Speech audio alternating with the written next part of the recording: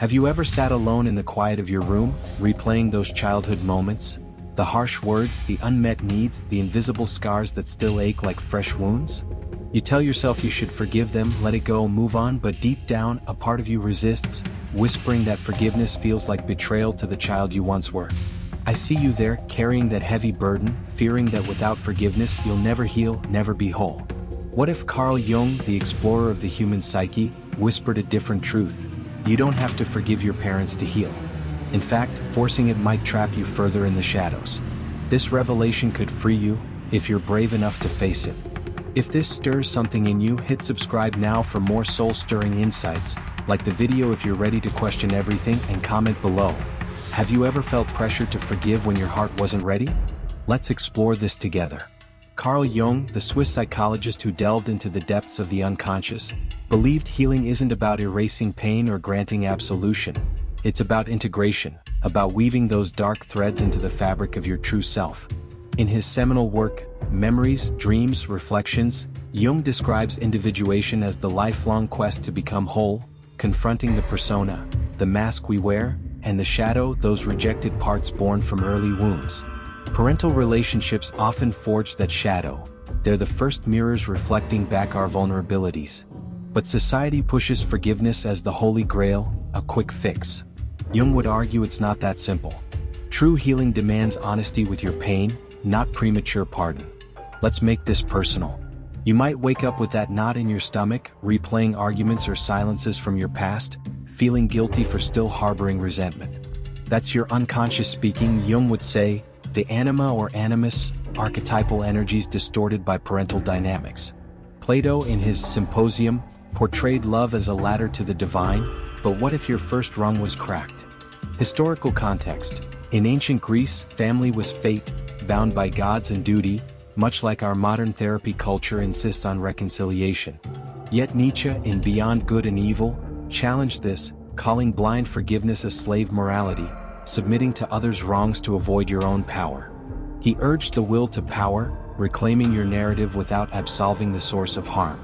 Storytelling brings this alive. Imagine a young woman named Elena, raised by a critical mother who projected her own failures onto her daughter. Elena spent years in therapy, forcing herself to say, "I forgive you," but the words rang hollow, leaving her more exhausted. It was like painting over a cracked wall, the fissures remained. Jung's insight: forgiveness, if inauthentic, reinforces the complex, a bundle of emotional energy that hijacks your life. The unexpected twist? Studies in depth psychology reveal that suppressed anger, often from parental wounds, manifests as anxiety or depression, not because you haven't forgiven, but because you haven't honored the emotion. Elena's breakthrough came when she stopped chasing forgiveness and started shadow work. Journaling the rage, the hurt, integrating it as fuel for boundaries and self-love. Vivid analogy: think of your psyche as an ancient forest. Your parents planted seeds, some nourishing, some thorny. Forgiveness is like chopping down the thorns. It clears space but doesn't enrich the soil. Jung advocated tending the undergrowth, understanding how those thorns shaped your resilience. Machiavelli, the cunning strategist in The Prince, might seem unrelated, but he advised princes to acknowledge betrayals without naive trust, pragmatism over sentiment. Applied here: recognize parental flaws as human, but don't rush to absolve if it means ignoring your truth. Uncomfortable truth challenging convention. Popular self-help preaches, forgive to free yourself. But Jung saw this as collective neurosis, a way to avoid the messy work of individuation. What if holding space for resentment is the path to compassion? For yourself first. Diving deeper into your fears, that voice inside saying, if I don't forgive, I'm bitter, unlovable. It's the superego, Freud's term Jung expanded, echoing societal judgment. Bonhoeffer, the German theologian who resisted Hitler, wrote in Life Together about authentic relationships versus idealized ones. Imprisoned for his convictions, he reflected on family bonds strained by war. Forgiveness wasn't always possible, yet healing came through truth-telling. Historically, during the Holocaust, survivors like Viktor Frankl in Man's Search for Meaning found purpose not in forgiving Nazis, but in transcending suffering. Jung would nod: healing is logotherapy's cousin, finding meaning in pain, not erasing it. Let's address unconscious behaviors. You might find yourself repeating patterns, choosing partners who echo parental neglect, or overachieving to prove worth. Jung called this the parental imago, archetypes imprinted early. Nietzsche's eternal recurrence poses. Would you relive this cycle forever? If no, break it not with forced forgiveness but conscious choice. Example: a man I knew, David, idolized his absent father, forgiving endlessly to fill the void. The twist? It kept him small, avoiding his own potential. When he confronted the abandonment without absolution, he bloomed, starting a business, building real connections. Plato's cave allegory fits. Shackled by illusions of perfect parents, we mistake shadows for reality. Step into the light. Acknowledge the harm, integrate the lesson. But here's where it twists uncomfortably. What if your parents did their best, yet still wounded you? Jung didn't demand villainy. He saw parents as vessels of the collective unconscious, passing down generational shadows. In The Archetypes and the Collective Unconscious, he explores how myths like Oedipus reveal universal family strife. Forgiving might feel noble, but if it's a bypass, skipping grief, it's spiritual evasion. Machiavelli warned against false alliances. Similarly, premature reconciliation can reopen wounds.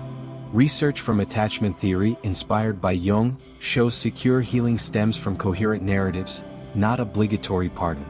Vivid language. It's like carrying a splinter.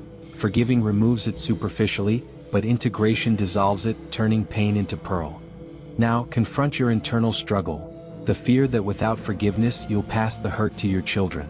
Jung addressed this in Transgenerational Psychology, Shadows Echo Unless Faced. Bonhoeffer, facing execution, wrote letters forgiving his captors selectively, but his real peace came from integrity. Story of a historical figure. Joan of Arc, betrayed by her era's parents, church and state, didn't forgive. She transcended, becoming legend. Twist. Modern neuroscience via fMRI shows forgiveness activates reward centers only if genuine. Forced, it spikes stress. So your exhaustion? From cultural pressure, not inherent flaw. As we weave these threads, remember, healing isn't linear. Jung's alchemical metaphor, turning lead, pain, to gold, wisdom, requires fire, not hasty dousing. Nietzsche proclaimed, "What does not kill me makes me stronger," but Jung added depth, strength from embracing the wound.